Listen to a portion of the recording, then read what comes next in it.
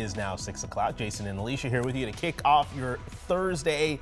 A lot to talk about, but first we got to start with weather. Yeah, let's get right to John. Finally drying up, but it's going to be pretty chilly still for folks. Yeah, I mean, it's not bad out there right now. The cloud cover you can thank for 47 degrees. Nice little kickoff to your Thursday.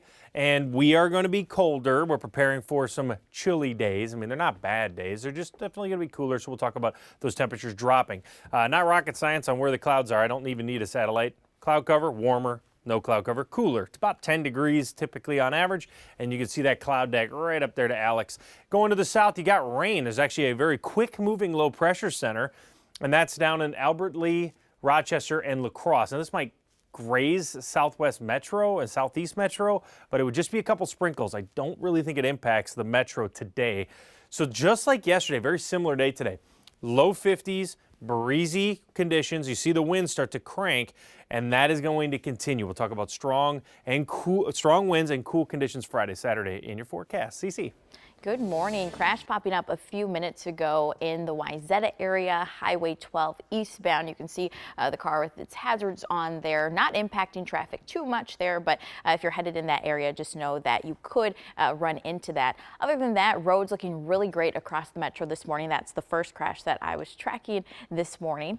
So as you head out the door within the next 30 minutes or so, let me know your route. I can tell you the fastest way to get there, even though the roads are looking pretty good. On social media, hashtag CC's Commute. Cece, thank you. We do need to catch you up on breaking news overnight out of Mounds View. In the last 3 hours, an exit off of Highway 10 and 35W reopened after a fiery crash involving a wrong-way driver. So this is a brand new video of the crash. Take a look here. On the left side of your screen, you can see the wrong-way driver moving in from the left. We're stopping the video right before that absolutely brutal impact, but you see the fiery aftermath here. Michelle Beck is live from the scene this morning with more. Michelle. Yeah, Jason, Alicia, as you can see here behind me on 35W, traffic is moving smoothly, so no impact there if you are heading out this morning. But take a look at your screen. Just a little over 4 hours ago, terrifying moments when a driver taking the off-ramp collides with someone head-on going the wrong way. In mere seconds, the wrong-way car goes up in flames, and immediately following the crash, we don't see anyone from our vantage point get out of either car. We're not showing you the moment of the crash because it's still unclear how badly the drivers were hurt, but from that impact, it only takes about 15 seconds before we see the first police car with its lights on.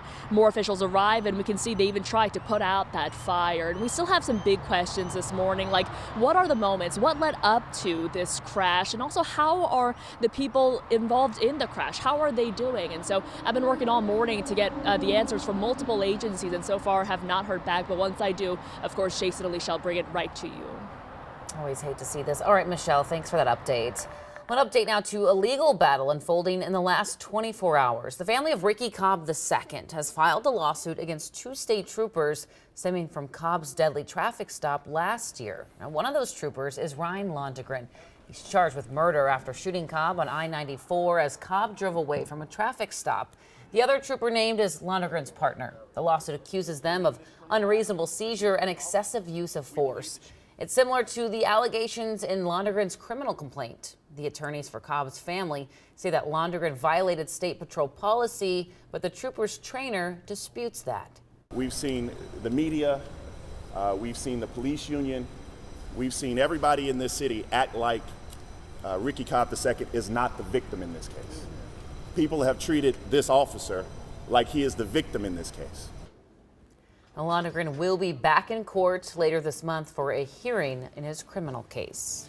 We also have an update out of Maple Grove about a missing teen. A sad update here. Police tell us a medical examiner confirmed the body they found in a pond last week was missing 18-year-old Winston Drapal. Drapal was last seen walking out of his home without his belongings late last month. The medical examiner has not reported yet how he died. This morning, an East Metro pharmacist is facing charges for allegedly stealing opiates. Charging documents say for 3 years she took bottles of oxycodone from the Maplewood Costco where she was the head pharmacist. She also allegedly falsified inventory records to keep others from noticing. She is due in court later this month. We reached out to Costco and have not yet heard back. If you live in Minneapolis, the price of cigarettes in Minneapolis could be going up. A decision could come here in the matter of hours. Carla Holt explains. The Minneapolis City Council may vote on whether to hike tobacco products to $15 minimum. The plan also calls for cutting out coupons, raising penalties for selling to minors, and closing the sampling loophole that lets people smoke indoors. Supporters say it's simple. Studies show people quit smoking if it's more expensive. But several people who smoke told us it won't change their habits. And small businesses say it will hurt their bottom line. Around the same time as the tobacco vote in Minneapolis, a Take Down Tobacco rally will be happening at the state capitol. Youth advocates from across the state will be there supporting a bill to end the sale of flavored commercial tobacco products in Minnesota. A statewide poll shows 62% of Minnesotans support it.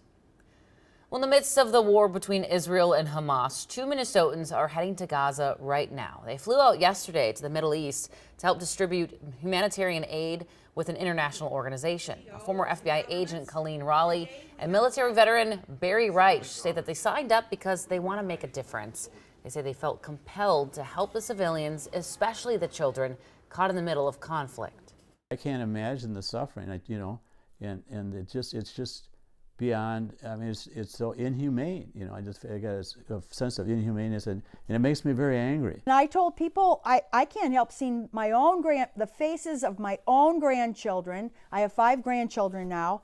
In the faces of these poor Gazan children who are being orphaned and starved and murdered. The war in Israel and Gaza has been going on for 6 months. It started when Hamas attacked Israeli civilians on October 7th, killing 1,200 people, including women and children.